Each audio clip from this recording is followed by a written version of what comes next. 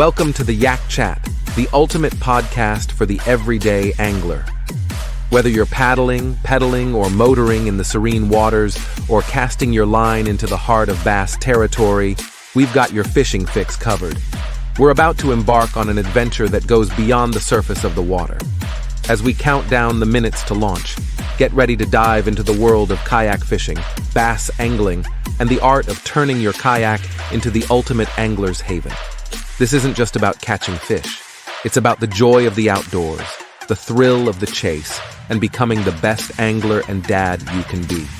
So, whether you're a seasoned pro or just getting your feet wet, join us on this journey as we navigate the waters of kayak fishing and fatherhood.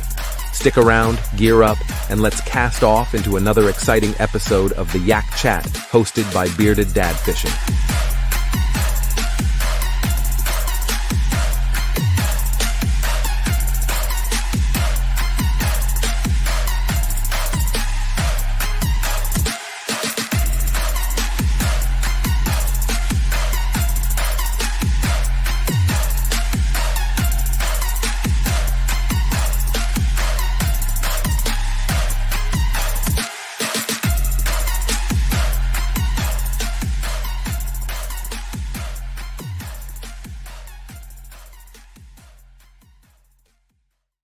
What's up, guys? Hope y'all are doing well and enjoying this beautiful Sunday afternoon, evening.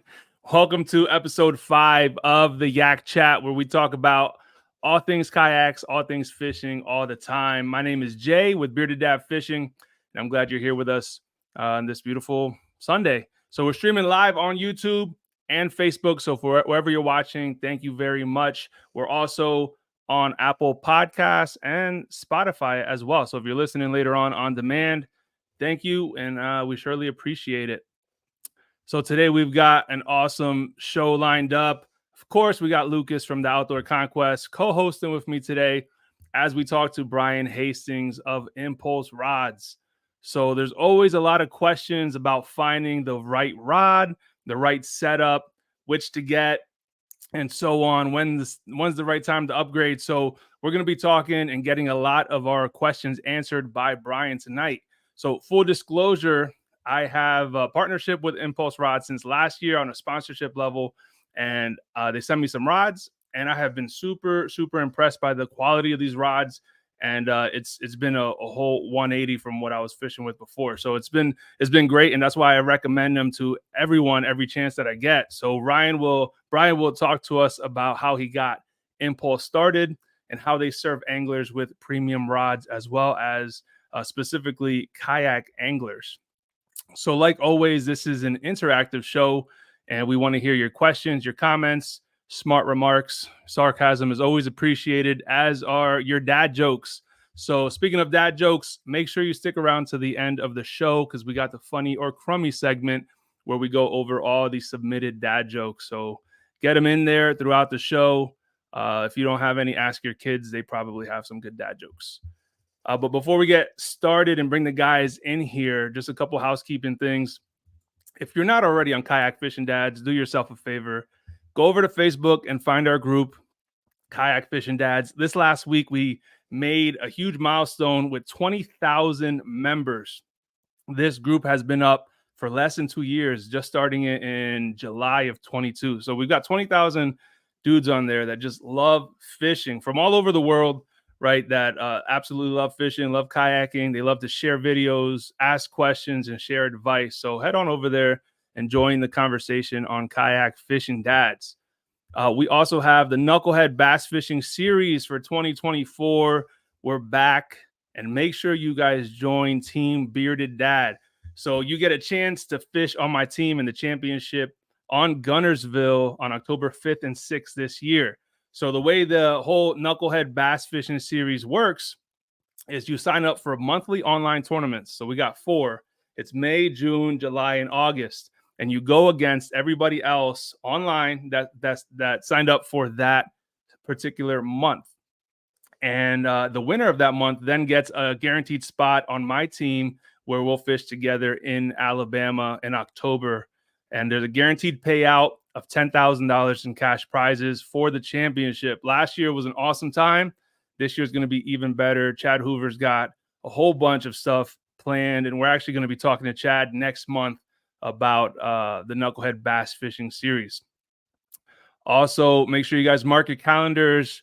On April 28th, we're talking to Blake Abbey, who is a Hobie BOS champion. He won the first Hobie tournament this year on the Harris Chain of Lakes. He won first place, and he won a bunch of other tournaments this year as well. So we'll be talking to him about getting started in kayak bass tournaments and how to become a better kayak tournament angler as well. Because if you're anything like me, you might already be involved with kayak tournaments, but you're not doing great.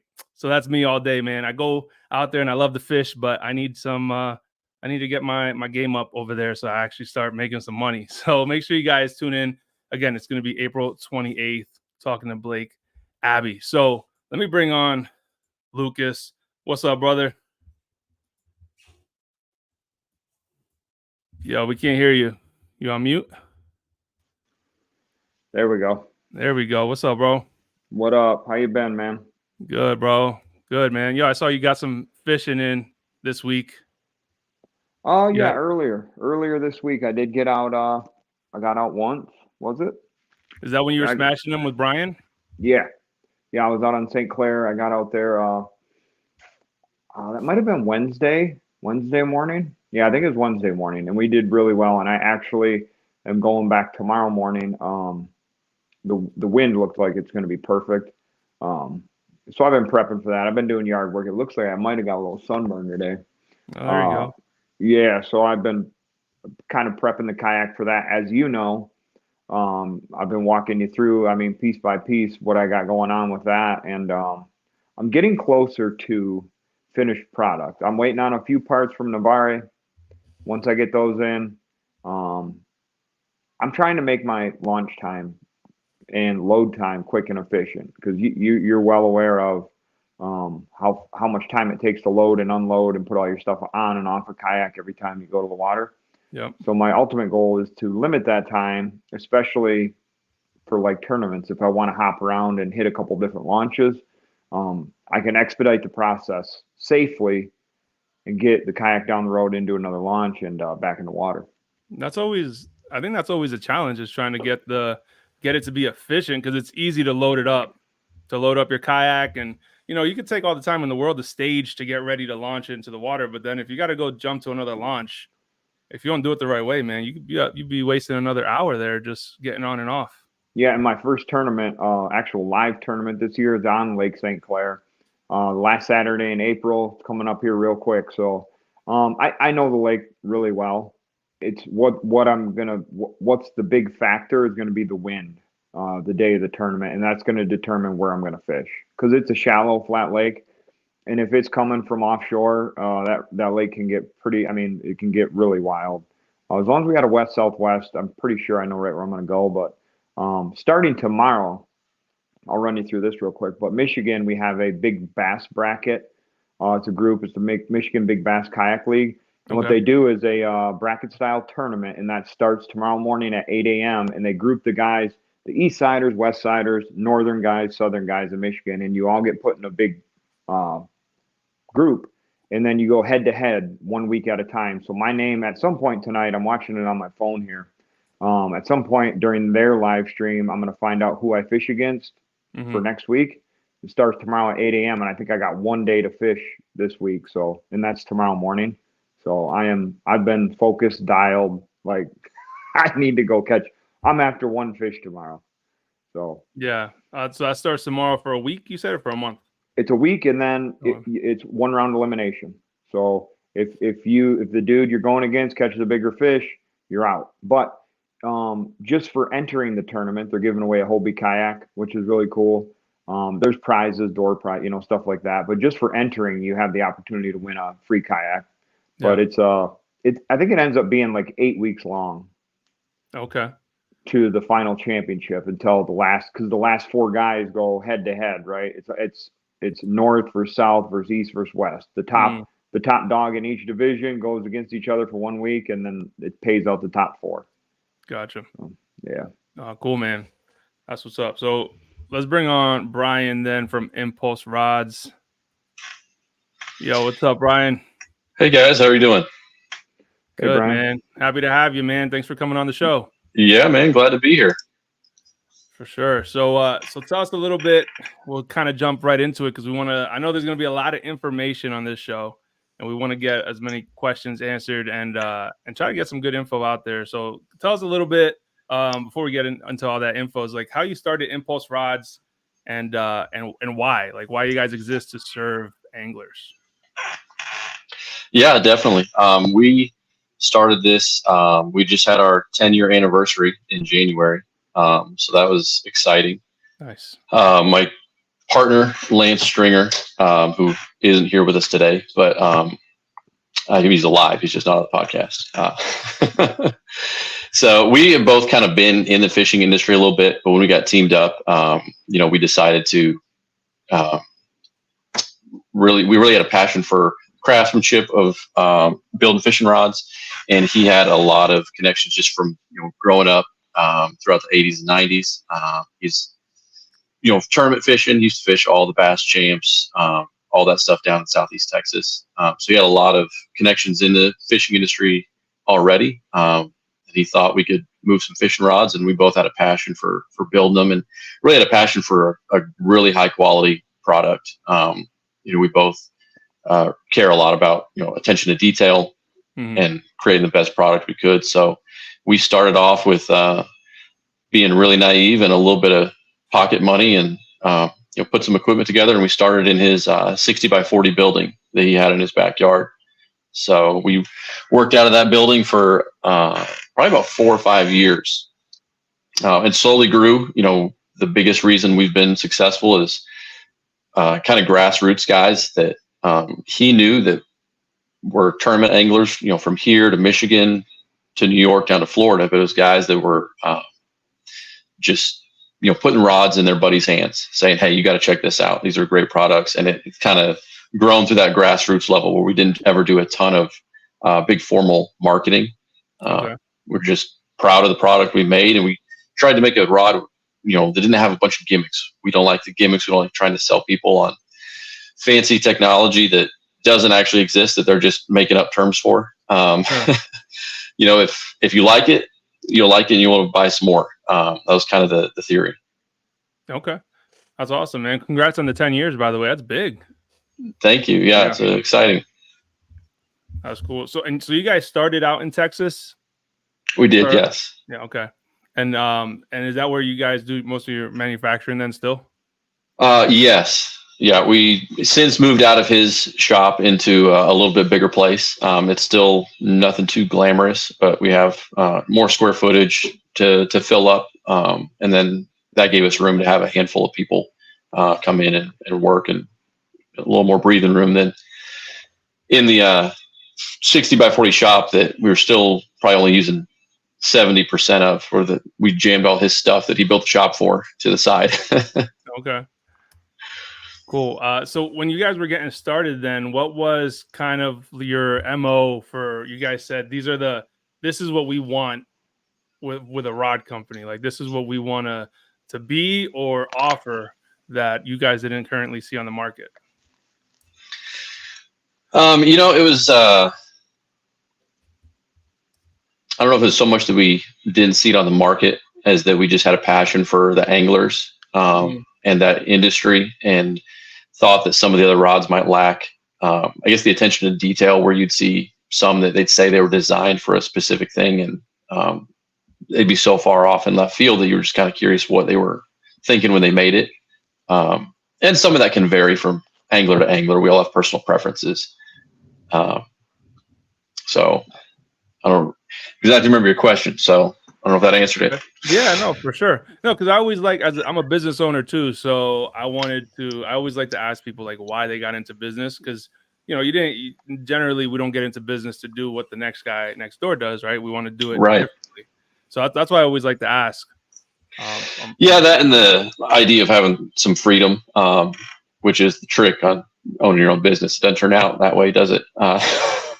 You end up being married to the business, and instead of a boss, you have thousands of bosses, which are all your customers. That's right.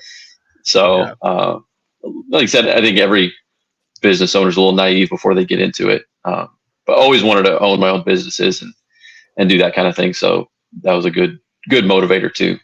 Yeah, that's awesome. So Lucas, just interrupt me if you got a question, but I was thinking we should probably break down the basics for a lot of people. So break down the rod power and rod action and why that matters. Yeah, that's a great question. And sometimes those words are used interchangeably. When they're not, they mean different things. So as far as the rod action goes, that's just going to describe where the rod bends at. So a fast action or an extra fast is going to bend closer to the tip top of the fishing rod. So an extra fast might bend primarily in the first like 12 to 15 inches. Fast, first 10 to 20 inches, and then so on. A slow or a moderate to slow action will have more like a big rainbow bend to it. And then power is really the stiffness of the rod. So you're going to have, we call it, medium heavy, extra heavy, all that stuff. And that can kind of correlate to your line and lure rate. One of the frustrating parts about the industry is there's no industry standard for what you call a medium heavy. So what we call a medium heavy, another company might have the exact same stiffness in the rod and they call it a heavy. Oh, no. So it is kind of funky when you go between rod companies because there's not really an industry standard for what a medium heavy is. So that can kind of vary from company to company, but the action should be an accurate description. That one, if it's fast, it bends more at the tip top, and we can get into kind of some of the application for that. It's going to be more sensitive. A lighter rod is more sensitive. So that fast action, the tip top is a little bit quicker to bend and often more sensitive. So it's great. We'll have extra fast. Our best selling rod is we nicknamed it the frog rod, but it's a 7.3 heavy with an extra fast tip. You could throw a frog on it. You could throw a swim jig on it. It's great for throwing whopper ploppers.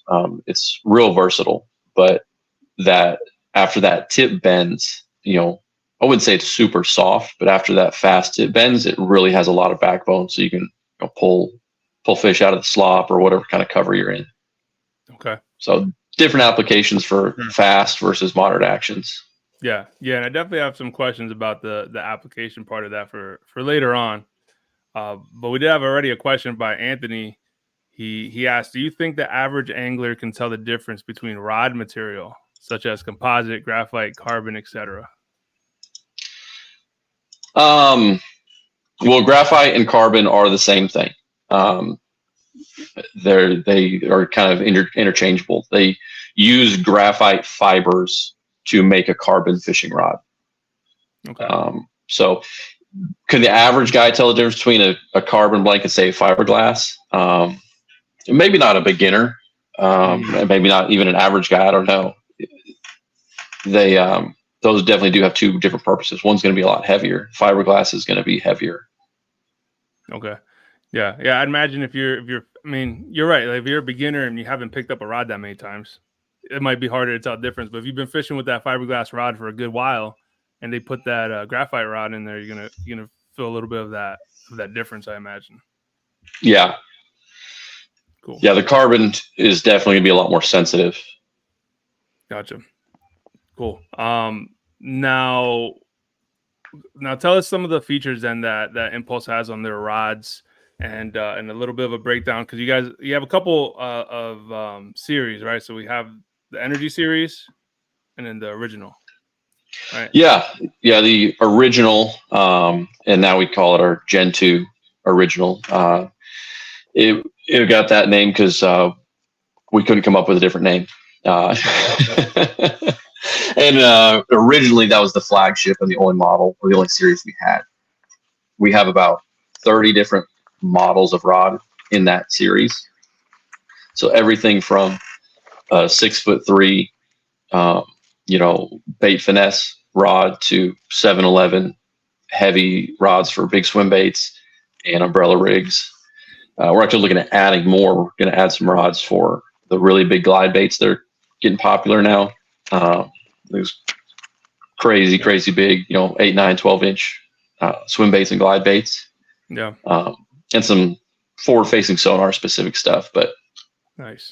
the Energy series, came along afterwards as a way to try and reach just a little bit lower price point, because obviously not everybody is going to spend, $200+ on a rod. And we knew that, and we wanted to reach, guys that's out of their budget. So we wanted to have an offering for them as well. The biggest difference you're going to notice in those two lineups is the original series, or Gen 2s, are just going to be physically lighter and more sensitive. And a lot of that comes down to the grade of graphite and carbon that was used to produce the blanks. They have some upgraded components on them too, guides that have some smoother, harder inserts. Okay. But the biggest difference is going to be physical weight and sensitivity. Okay. Cool. And then so you also have a saltwater series too, right? Is that a big seller, or do you guys just get into that? We got into that a few years ago. We're 45 minutes from the coast, from the Gulf Coast down here in Texas. So we all enjoy saltwater fishing also, and we had a little bit of a demand for it, so definitely wanted to explore that option too. Okay. It's not quite, it's not near as big of our part of our business, I guess revenue wise, but it is a passion that we want to serve as well. Gotcha. All right. I got a question. Go. Well, I got a couple, I guess. So are you guys basically bass fishing specific? Like that's where you build your rods, is based around bass fishing? I mean, I know technique specific, like I'm a smallmouth guy, so there's a lot of drop shot specific rods, there's jerk bait specific rods, but everything that you guys pretty much build are all basically for bass fishing. I mean, I understand that I'm also a walleye guy, so I can use bass rods for walleye fishing, but for the most part, it's all bass tackle. Outside that saltwater series, primarily bass stuff. Now, that's all we stock, as in that's what we have like for sale on the website and stuff. We do custom rods of all kinds. Okay. So we do fly stuff, a custom order, offshore, big tuna offshore rods. We have built some muskie stuff, but we don't. I was going to ask you, because I'm a muskie guy as well. So that's one thing I was going to get to next was if you're into that market yet, or if it's just customization type stuff. Right. And like you said, some of that stuff crosses over, but some of it doesn't. I think you guys, in some instances, use some really, really stiff, what we'd call a broomstick, for some of your bigger baits, right? Yes, exactly what they are. And we have access to that stuff, but aren't really in that market yet. So we could build it, and the problem would be reaching that market, and we're just kind of niching down on trying to target the bass market right now. Yeah, no, and I get it. And there's a few big names that are in the muskie market that are like the top of the line, right? But I'm noticing like Bass Pro Shops makes a muskie rod now, and I actually bought one and I've been using it a couple of years now. For what it is, I've caught muskie almost 50 inches on it. So and it does the job for what it is. Granted, I've used more expensive rods, the St. Croix rods and stuff like that, and they're a lot lighter. They're still strong and durable, but I know, and I'm just going through, I'm just looking through the Bass Pro Shops magazine here, and as far as bass tackle, I've always been not a Boo Garcia, St. Croix Victories, the Bass X, stuff like that. Now, what would the Mojo Bass is another good one, but I'm a big fan of the Victory rods. Now, I've never used an impulse rod. I know Jay really likes them, but they're custom, obviously. But is there a brand that you would compare that you kind of compare yourself to, or that you're going for? Because I know St. Croix is, they've got, it's almost like a cult-like following. Like if you use St. Croix, you use St. Croix. Right. There's Abu Garcia. Like if you're a Abu Garcia guy, that's what you use, right? But was there a brand that you guys liked specifically before you got into actually creating your own rods, and you wanted to not necessarily imitate, but maybe make better, right? Because I think we all can agree there's a lot of great things out there, but there's always room for improvement on certain things to make it your own or put your own little twist on a certain thing, whether it's a fishing rod or even as much as like a crankbait or a jerkbait, just making a little adjustment, putting better hooks on it, stuff like that. But was there a brand in particular that you guys were partial to, or you just kind of went with it? I kind of went with it. Probably had a variety of stuff. So not so much, one particular brand that we were glued to. And I'm not too familiar with your with the St. Croix lineup. I think this was part of your question, kind of where ours would fall in line with some of their lineup. Was that your question? Yeah, more or less, I guess. I mean, because like St. Croix has, they have like their Bass X is one of my favorite rod and reels, or rods, I guess.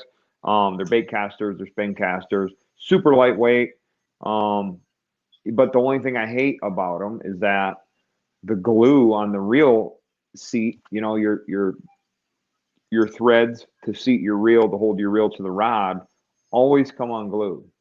The rod itself is a fantastic rod, but that glue on almost every one I've had has come loose, and then my reel is just like this. It's all sloppy, and I can't get it to tighten back down. Are you serious? Yeah, that's the that's wild, man. That's so that's the Bass. Kind of just that's $125 rod, and every one that I've had has done that. I love the rod. I hate how the reel seat works, because it always fails. That's disappointing to hear. I mean, that's really a craftsmanship kind of quality control issue there. Yeah, and I haven't noticed it with any of the other models, the Victory or the Mojo Bass, but it's specifically the Bass X. When I say every one I've owned, that's baitcaster.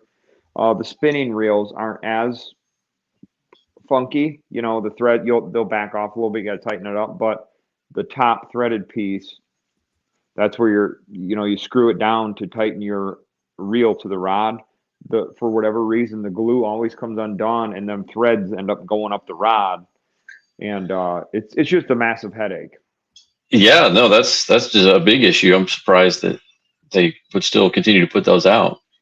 Yeah, they actually, and maybe they have fixed it because they canceled that series of Bass X and upgraded it. But at the same time, the rod itself, I don't know what blanks they're using or whatever, but it's a phenomenal rod, especially for smallmouthing, because that's a lot of what I do is smallmouthing with those rods. But yeah, it's just frustrating when you're trying to find a decent rod that's it's not too crazy expensive, but you're kind of hoping you get what you pay for, and then time and time again, something like that happens. So I'm personally still on the hunt for a good rod, right? That's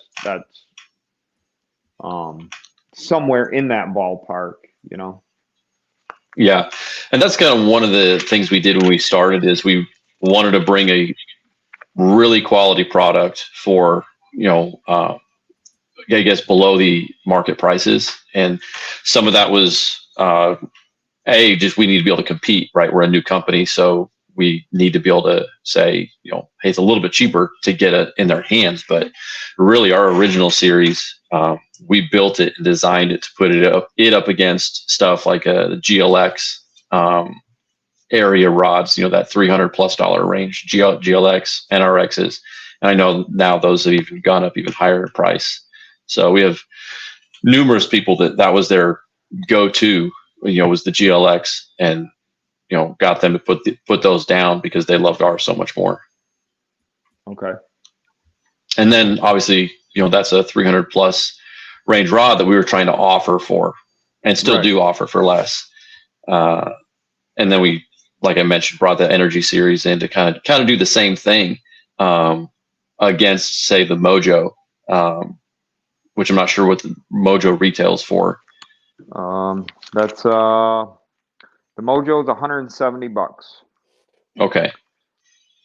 Their Yeah, our victory, energy. their victory rod is more or less their top, not like, the higher dollar one. That's 190. But a lot of people go for the Bass X, and the bait caster has had me, at my wit's end with that particular rod, because there's no, I've tried fixing it, tried regluing it. I tape the, the screw down to the rod to try to hold it. And it's just like, man. So Yeah, that's too bad. Brian, someone asked, do you guys manufacture your own blanks? We do not. No, so we do not manufacture the blanks. Getting into it, that's a pretty costly, really big equipment, really expensive equipment. So when we got started, we got blank samples from a handful of distributors, and then we've sent those off and had them tweaked, saying, hey, we want a little bit more backbone here, a little bit softer tip tops here. So they're proprietary blanks to us. They're actions that we've kind of filled with, had samples made, adjusted them, sent them back. But no, we do not make our own blanks. Okay. So when we get them, we get a graphite blank that is specific to what we wanted. And then we have, handles. Our newest stuff is that we're using the wind grips, the golf style rubber wind grips. So we get those. Those all have to be drilled out to fit snug on the outside diameter of the blank. Fit those up, glue those on, glue the handle or the reel seats on. That's the beginning stage of rod assembly. Okay. Cool. Do you guys offer cork handles? We do. We have cork on the Energy series and our saltwater series. And then for custom, I say custom. Some guys just want the Gen 2 stuff with a cork handle. And we will do that. We don't switch them out. We'll just build them one from scratch and just put a cork handle on it instead. Okay. Yeah, I found, I don't know if a lot of people realize this or not, but cork floats, right? I almost lost my muskie rod. I would have lost it hadn't I had cork handles on my rod. And I was kind of blown away because I bombed a cast, nasty backlash, rod went, flying out of my hand. And I was like, oh my God, what just happened? And then my buddy's like, look at it, floats. And I was like, no way. But it's the cork handle on this thing like this. But as a kayak fisherman, I try to tether, and I can't stand those rod floats, right? So I try to buy everything with cork handles now because for the most part they float.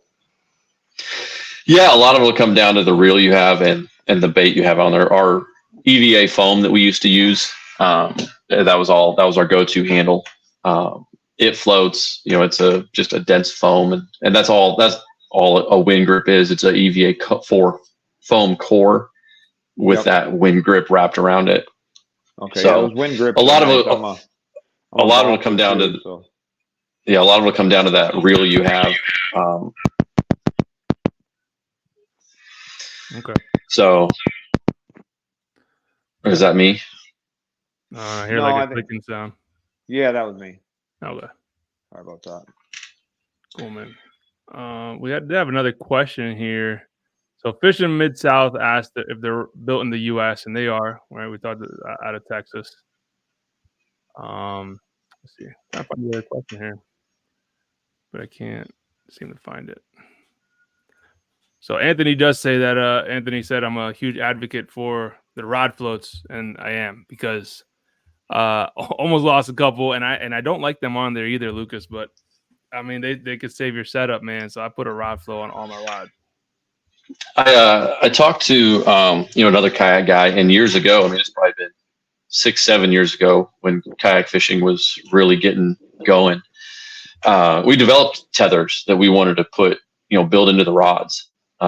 We didn't really do much with them because we weren't sure how much the guys want to be tethered off, or if you're just putting rod floats on. Do you guys add an additional tether piece of hardware to your rods, or would you want that? I don't like to tether a whole lot of things down. So I tether down usually 3 things: my cell phone, my catch board, and my paddle.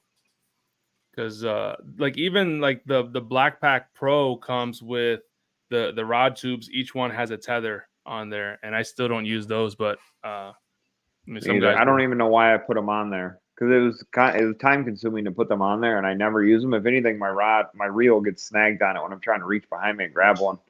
I'm just like, why did I even put these things on here? No. So Ray Johnson wants to know: does Impulse offer an ultralight spinning rod? We don't have an ultralight in the catalog. We have a medium light in the saltwater series. We're looking at one of the things we're going to be adding is a light for, and that's kind of be geared a little bit more towards like the forward-facing sonar. That's a lot of guys are throwing small jigs with soft plastics on them. So, but if you want something that we don't have, like an ultralight, I've built a handful of them. We just haven't built enough to warrant us, putting them as an in-stock item on the wall. So we build ultralights, and you can get one. It would just be more kind of like on a custom basis. Gotcha. All right. So when's a good? So I guess Impulse. It's obviously not an entry level rod. Would you consider it like, I guess, mid tier to premium level? And when is the right time then that you think an angler should then upgrade? Because we all start with entry level rods, right? I started with ugly sticks, and I think my first rod was like a worm gear.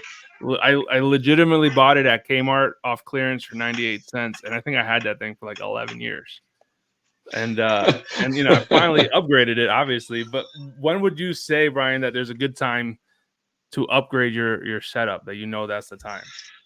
So what do you think entry level is for most guys?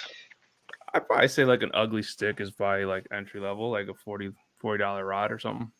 I'm gonna say for me, I guess it would be there's a lot of like Abu Garcia combos, right? You could get a bait caster rod combo or a spin cast combo, and they're usually $80-$90, maybe $100, somewhere in there. I mean, that's relatively, you're getting some quality for a decent price, I guess. But yeah, entry, I guess, depending on entry level, like it's your first rod and reel, yeah, it's probably a 2-piece ugly stick. Yeah, right. I still got mine. Yeah. Yeah. So I guess, it's been a long time, right? I'm sure it's been a long time for you guys since your first fishing trip. So I'm trying to think back to that and how that, I guess, journey would go.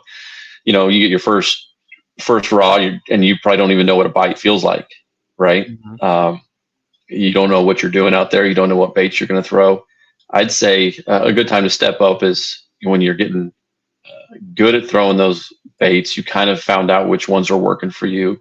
We all have confidence baits that we like go to. I know I'm going to throw a spinner bait a lot or a rattle trap. Those are going to be two of my go-tos. And then I definitely, after you feel a bite, right? What the bite feels like. You eventually will probably get hammered a few times. One of the biggest advantages to be stepping up to that nicer rod is going to be you're already probably getting a lot of bites or more bites than you think. You just can't feel them on that rod. Mm-hmm. So you probably need something that's a little bit more sensitive. Okay.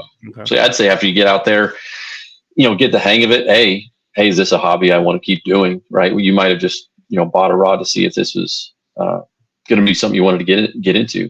But after you get a few baits that you like, that way you can use the money, and when you buy that nicer rod, it can be kind of geared towards those confidence baits that you have, as well as you're gonna feel more stuff. You're gonna feel more bites. You're gonna feel the bottom better and know your surroundings a little bit better. No. Okay. I don't know if that's what y'all's take would be on it. When would y'all think that it's time to move on from the 2-piece ugly stick? Yeah, it took me, I'd say, so I was with my 2-piece ugly stick. Actually, I upgraded from that 98-cent worm gear to a 2-piece ugly stick. And then after that, I probably had that for like a year before I started looking into something nicer. But even then, it was probably sub $90 But it was always like a journey of like a little bit more and a little bit more each time I upgraded. But they were combos for the longest time.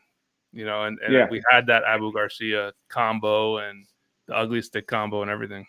I've got an Abu Garcia combo. It was the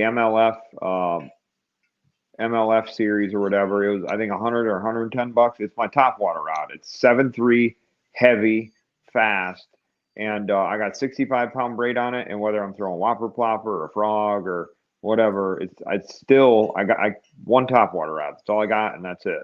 And dude, that thing has stood the test of time. And, but for me, it was just like that, because it was I'm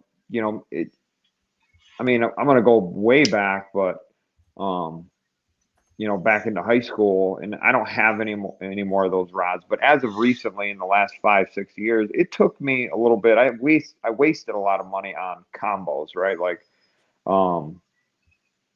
really wasn't sure what I was getting into. Like, I'm gonna go buy a rod, and I want this reel, and then I was seeing combos, and I'm like, well, that's priced relatively well. I'm just gonna buy that, and then you go fish with it, and then the second you fish with something a little bit nicer, you're like, wow, my reel is way too heavy on my combo. So then, to me, it was just like a vicious cycle, until I found a spinning reel that I really like, and a bait caster I really like, and now it's just kind of trying to pair some rods up with it. Because for me, I think it's extremely important to have proper rod for what you're doing. But there's just so many of them out there. It's like, and so many different prices. Again, as we're talking, I'm thumbing through Bass Pro, and you're talking like your G Loomis rods. Some of these rods are almost $1,000 in here. And it's like, man, I just want to go catch a bass. I guess so that's what I think you were talking about, the NRX rods, which it blows me away. The prices, how far they've come, and it's just, I guess, I don't know. I've never fished with one. Maybe I'm afraid to, because then I'd want to buy one for that price, But so let me ask you this: what makes it so outside of the blank? It's, your components at that point. It's your eyelets. It's the hardware you're using, what is it? The guides might be a titanium or stainless, or it's really a lot of what makes a rod, outside of the material used to make the rod, but it's more or less the components that really start raising the price of it. The biggest factor would be the blank from the get-go. So, if you're taking it outside that, but that's a big category, because there's a pretty good variety of blanks there's a pretty big scale, right? You can go cheap or you can go big, and that's going to be your biggest difference on that high end rod is the blank. But you're right. If we rule that out, because we obviously know there's going to be a difference there component wise. To be honest with you, I think that some of the higher end stuff, yes, they do have higher end components, and yes, those components do cost more. Do I think they're worth it? That's debatable. On our Gen 2 line, which is our high end rod that we would put up against the GLXs, and any day of the week, we have a 3/16 stainless steel guide with a zirconium insert. So it's kind of like the second highest insert you can get. I can't remember the name of the material. Fuji calls them Torzite. That's their top end guide. But then you can go to titanium, and titanium is just really expensive. So you can add a lot of price if you go with like a titanium guide that's really high end. They have some expensive reel seats now, where traditionally ours were a standard reel seat with a blank through, with the blank was exposed on the bottom of the seat, and simple grips. But they've gotten fancier in the last 10 years. I'm not necessarily sure they've gotten better. They look cooler, but I'm not sure if they're helping you catch more fish. Right. And so, like, when you start talking things like titanium now, that's just you're adding durability, but it's also lightening the rod, right? Like, that's making the rod a lighter Mostly lighter. I wouldn't even say it's more durable. Okay. Titanium is lighter for sure. It is a softer material than stainless steel, though. Now, if you go with recoil guides, I'm not sure if you're familiar with the recoil. Yeah, they are a type of nickel titanium, and you can squish them down. And those are super durable. That is their one attribute that I like, that they are durable. Other than that, I'm not a huge fan. They don't have rings, so they're kind of noisy when you cast, and I think you lose a little bit of casting distance because it's not quite as smooth of a surface, but that's personal preference. Some guys, especially in the saltwater world, that's all they want is recoil guides. And we build a lot of customs and put them on there. That's fine. And a lot of that comes down to personal preference. But yeah, as far as the guides go, we're not a huge fan of titanium because it does take a little bit of a weight off the rod. You might be saving 15 to 20 grams, maybe not even that much, 5 to 10. So it's, the higher end you get, I guess you're shaving off. Any improvement is still improvement. It might justify a price increase. Right. Now, are porcelain eyelets still industry standard as far as rods in general? Yeah. Some sort of ceramic. I don't know that they. Yeah, ceramic. That's where I was going with. They call them colite or alkanite or zirconium. There's aluminum oxide. So yeah, they're all different kinds of a ceramic material. Yeah. Okay. And like I mentioned, the torzite that Fuji has is kind of the top end, and the other guide companies have the same material. They kind of call it something else. Most of them call it like a zirconium. Okay. And the biggest difference that makes is it is harder and smoother, so that there's going to just be less resistance when your line is going over it. Okay, so I have a question from my buddy RV Fishing Yet. He wants to know what a good frog rod is to use specifically for in a kayak. So I don't know if there is a difference between what you would recommend for a kayak fisherman versus a boat fisherman. So maybe that's something we can go over afterwards. But what's a good frog rod? I mean, if you're talking about our lineup, it'd probably be the rod that got the nickname the frog rod, which is it's a 7'3". It's a heavy with an extra fast tip. It has a soft enough tip that it loads up great, and you can cast the frog a mile, but also that tip enables you to just work it, beautifully. But it has a lot of backbone in it. If it's, really when you're fishing in heavy cover or any kind of cover. If you're not fishing in any cover at all, you could probably drop down to like a medium heavy. But I would definitely still go with one that has a fast tip on it. Okay. And then is that energy series, or is that the Gen That's in our original series. Yeah, they're the ones that are 230 to 249. In the energy series, I would probably recommend our 7.2 medium heavy that has a fast tip. Okay. And that would just kind of be your good all-purpose rod that you could throw the frog on. Okay, cool. Now, as far as a different rod for somebody in a kayak, I don't know that you guys could agree on that. Like the kayak industry guys, because I've asked, hey, do y'all want shorter handles? Do you want longer handles? And everybody kind of seems to have varying opinions, which is the same. I fish out of a kayak too. I would probably just use the same rod. Okay. I think a lot of it depends if you like to stand up in your kayak, if you're sitting down most of the time. But the seats in most of them now are so high that I think you can still work the rod for a top water bait without any issues. Yeah. Yeah, I don't ever consider, when I'm looking for a rod, I don't really consider length. Like I'll consider length for like whatever I need it for, but I don't shop differently for fishing on a kayak. And I stand probably 90% of the time when I'm fishing anyways on the kayak. I think Luke is the same way, right? You stand most of the time? Not anymore. No? No, I just, because I live scope, so I'm a scoper. So I'm seated, and I am sniping fish. Now I will stand up if I'm fishing cover, like I fish Saginaw Bay. If I'm fishing some thick reeds and I got a vomit in there, or I'm fishing some lily pads, or I'm punching through some great, yeah, I'll stand up because I'm looking at my target rather than looking at the screen and looking at my target. So, but like from now moving forward, if I'm on St. Clair or inland lake, I'm seated because I'm scoping around the whole time. Okay.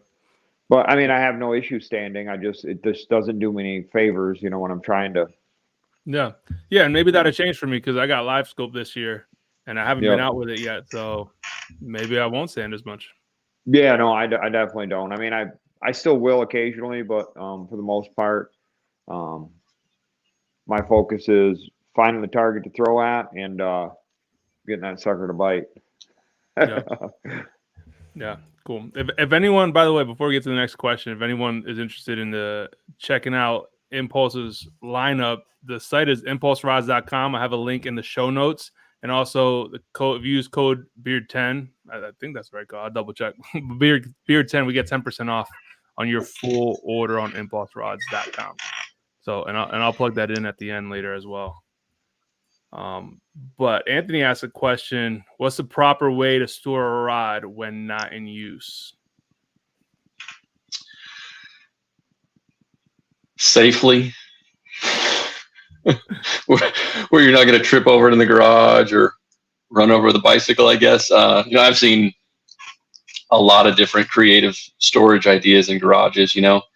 I've seen some neat ones where guys took lattice and hung that in their garage, the lattice on one end and maybe 6 feet further down so they could put the rods in, and then the tip of the rods in, and then the butt of the rods in, and they kind of hung up out of the way.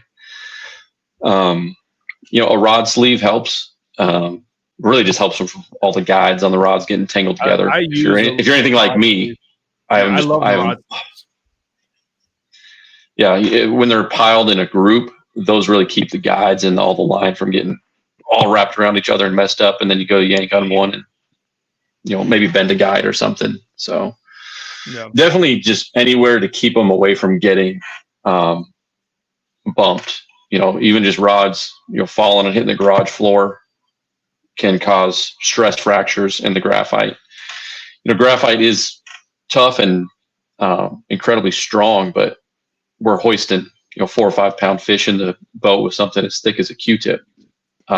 So it does have a great tensile strength, but as far as like blunt force, it's super easy to ding them and put a stress fracture in them that can really cause them to break later. Yeah, I've heard in the past that one of the big issues with rods is UV damage. So if we have our rods out and we're on the water, 8 or 10 hours a day repeatedly, does the UV like seriously damage the rods? Is it better to keep them in their covers until you use them? Not that I know of.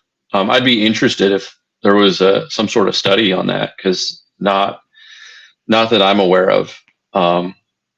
Gary Loomis wrote a neat article. I think we used to have it pinned on our website because it wasn't really necessarily about G. Loomis. This was after he'd left G. Loomis. But he wrote a good article just on kind of how I just touched on the rods can get stress fractures. But he said that blank is never going to break down or deteriorate over time. Now, he used the example of burying it on the beach in the sand and coming back 10 years later, and it's going to be just as structurally fine. But I guess it didn't have any UV rays when it was under the sand. So I don't know.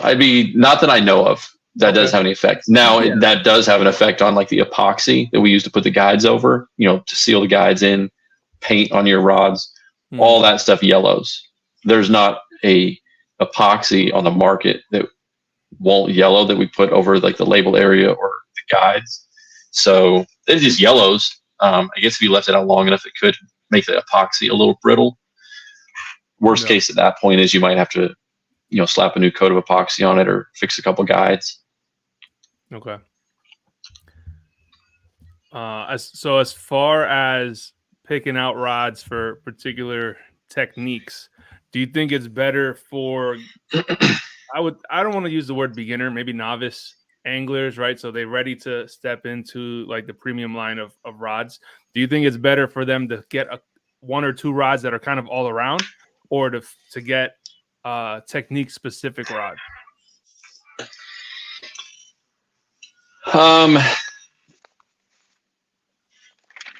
And this is for like the everyday angler, not like a tournament angler, you know what I mean, or someone that's going to be making some money with this.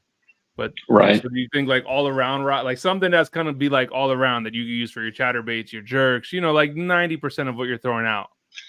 Yeah, I would definitely say that should be your first purchase, and then you kind of fill in the holes later if those aren't meeting what you need.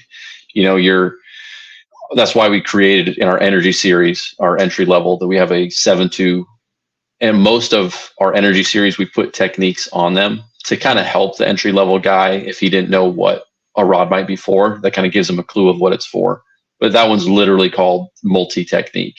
It's just a good all-purpose rod that you can throw Texas rigs, spinner baits, chatter baits. You can throw a rattle trap on it. You can throw a small Carolina rig. I would definitely recommend getting a couple all-purpose rods that are maybe spaced apart in the, I'd say maybe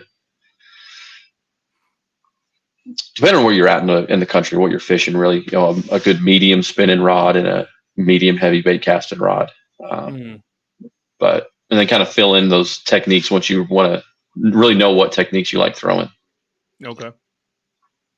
Cool. And you said that you've seen kind of the wave go towards like the big rods for the big swim baits, because I mean everywhere you turn now it's like everyone's trying to master these swim baits, and some of these things, man, you're not kidding, they're huge. Yeah, and you were looking at that $800 NRX or whatever it was. I got a friend out in Georgia, and he's been in the glide bait game for a while, kind of before it blew up, but they're buying like $700-800 glide baits. I'm like, y'all are crazy. I'd be scared to throw it. I can't throw it up here because it'll get bit off by a pike or muskie or something. I mean, if I'm using it to target bass, I'm not going to have a 125-pound leader on, but I'll use, so some of my best muskie come off of big bass lures. Right. But if I'm targeting muskie, that's the setup I got, right? I've got 100-pound braid, 125-pound fluorocarbon leader, and nothing's biting me off. But I'm not gonna throw that when I'm trying to catch a smallmouth, because ain't no way. I mean, they're gonna see that and be like, "What in the heck?" Yeah. But it's tough not to throw.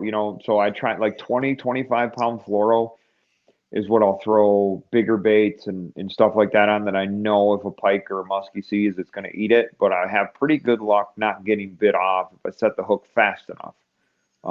But that's one thing I still fish some glide baits, but I had a big northern inhale a Chad Chat on me, and it was a $70 bait gone in one bite. And I'm like, yeah, I'm never doing that again. Yeah. There's a company out this way, or a guy, I should say, that makes custom glide baits, Black Talon lures. So he's really well known in the glide bait game. Like he makes his own molds, does his own painting and all that stuff. He sells them comfortably for $350 to $400. To the point that he got a lot of his buddies are like elite, like Bassmaster guys that come to him now specifically for that. Like, so Mike Iaconelli comes over here to buy stuff off of him. A lot of guys do, but I can't with good conscience throw any of that, because I know I'm going to lose it the second cast in. It costs more than my rod and reel setup and everything.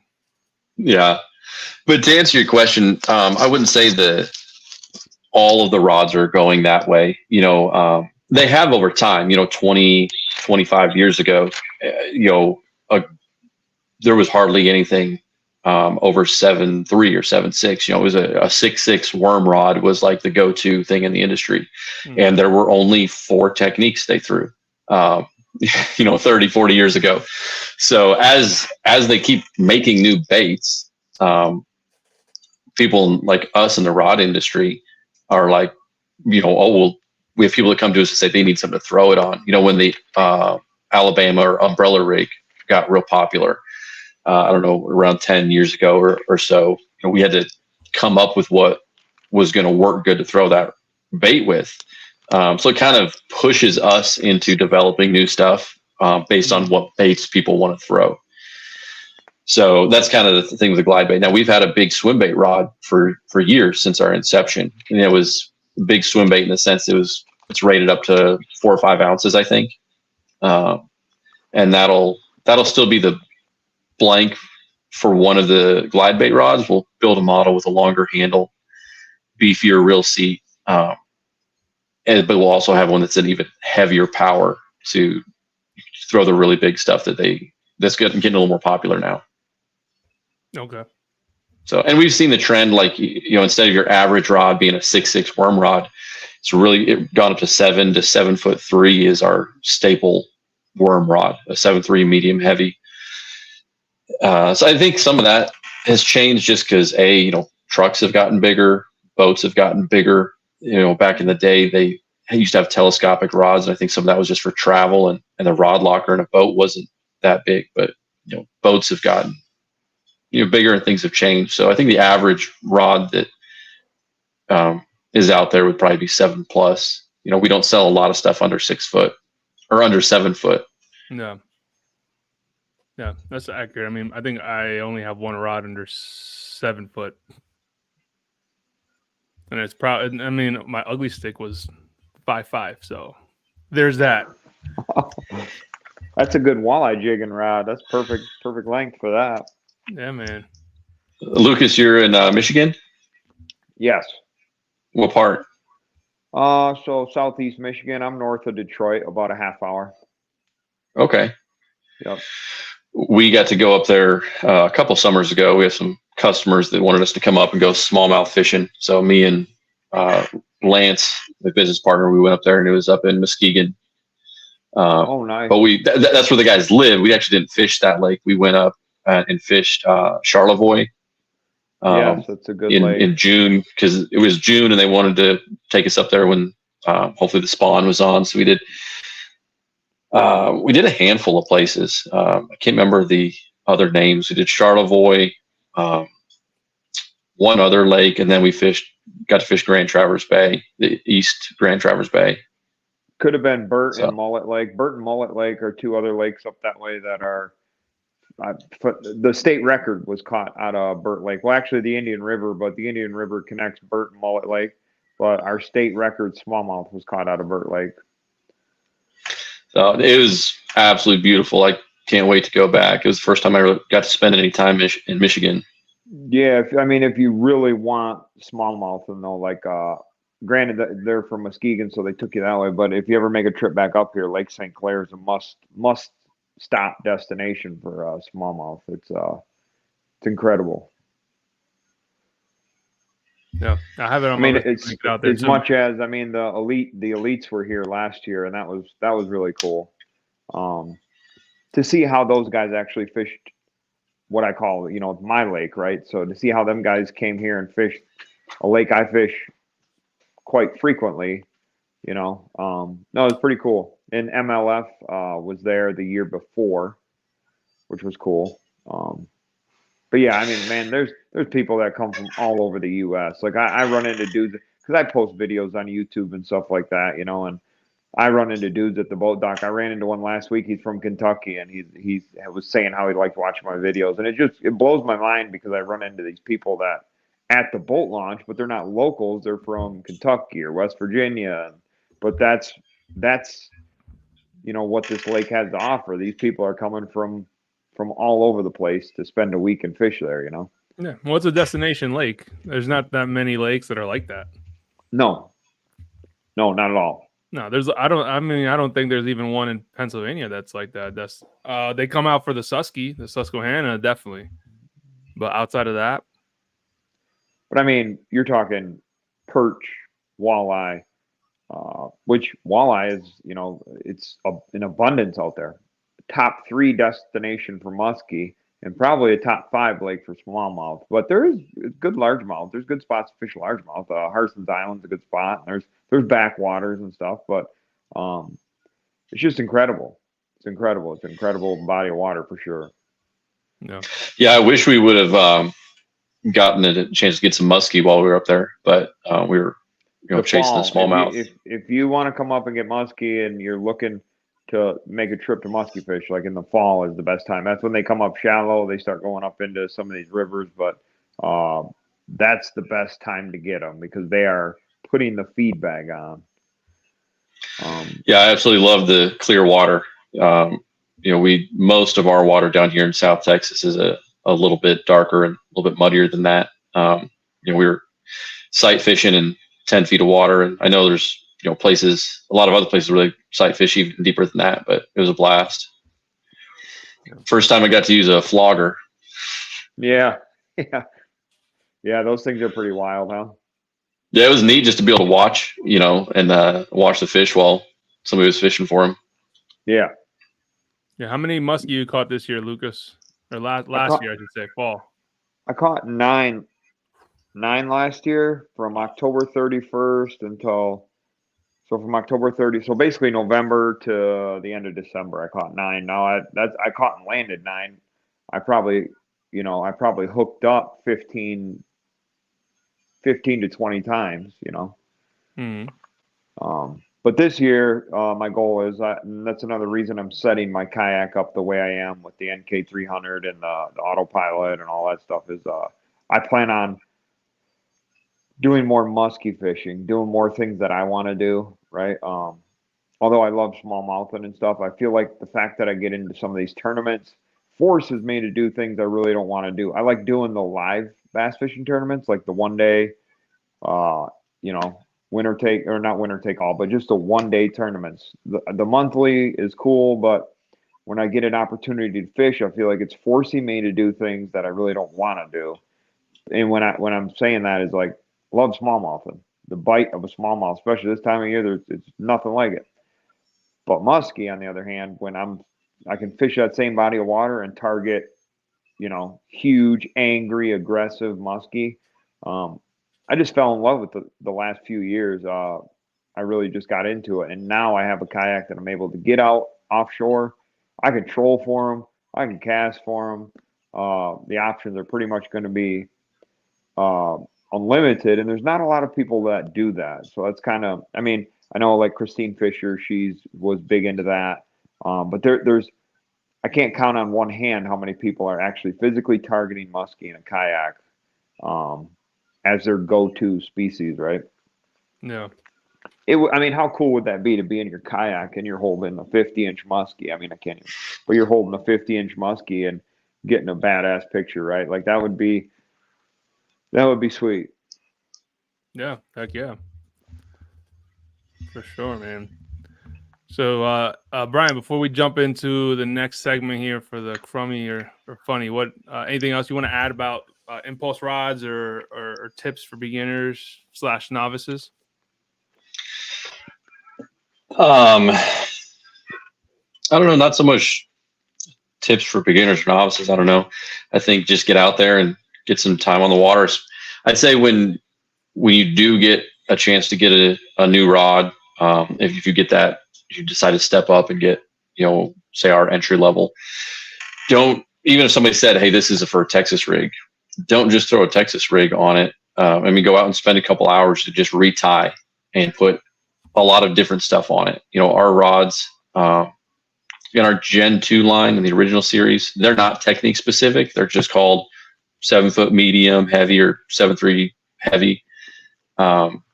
They're very versatile. Even the ones that are technique specific in the Energy series, they're versatile. We had to put something on there to give people a clue of what they could use it for.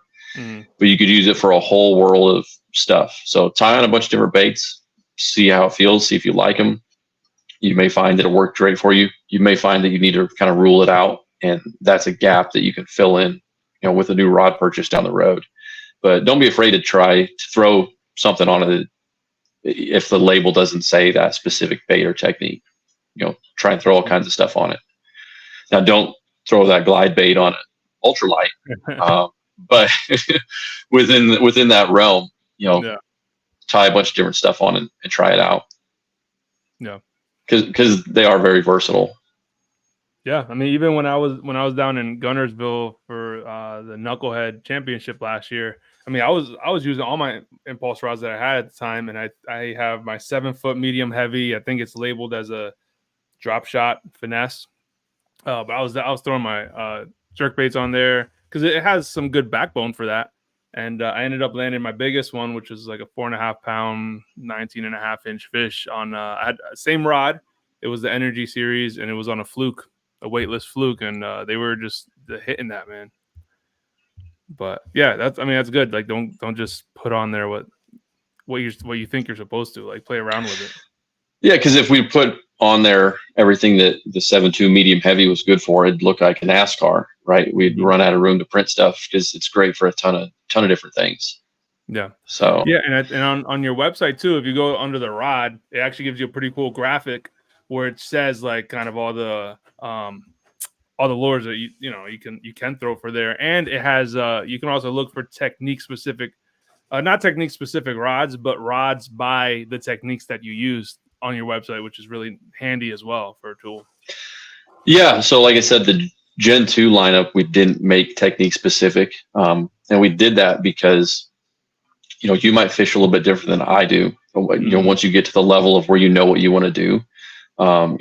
Lucas might throw a drop shot on a 6.6, medium or medium heavy, and our rod that we have that is labeled for a jerkbait, and then I have to sell him a jerkbait rod for his drop shot. But it's more geared towards he knows what he's looking for and he knows what he wants. But that feature on the website, you can kind of go through and pick which bait you're going to be throwing, whether that's a Texas rig or a big crankbait. And then we have our number one suggestion that, this is the rod we would throw that bait on. And then we kind of give you a few other secondary options for what it is. Like I said, all that kind of comes down to personal preference. If you really know what you want and what you're looking for, that's why they're kind of just listed out as 7-foot medium heavy, 7.6 heavy, etc. Yeah. Cool. Any other questions you got, Lucas?